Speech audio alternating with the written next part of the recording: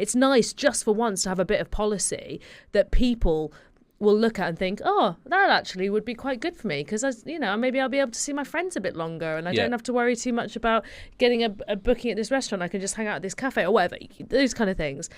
There's going to be, obviously, criticisms to this. Firstly, there's going to be the usual NIMBYs who already were the reason that pubs and clubs and restaurants and cafes had to close early because there were all the noise complaints. They're worried about how late night licensing will affect the price of their property.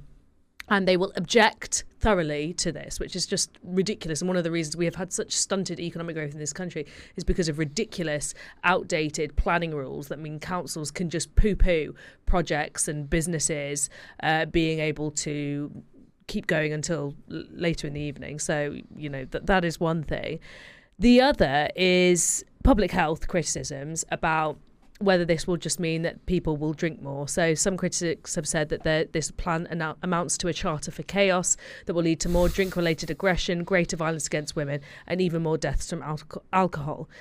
I'm just going to make the point that alcohol does not cause men to assault women. Men cause men to assault women. Men will assault women whether or not they have a drink. Men will go home after the pub shuts and drink and do what they do. We need to we need to look at VAUG as an issue in itself, violence against women and girls as an issue in itself.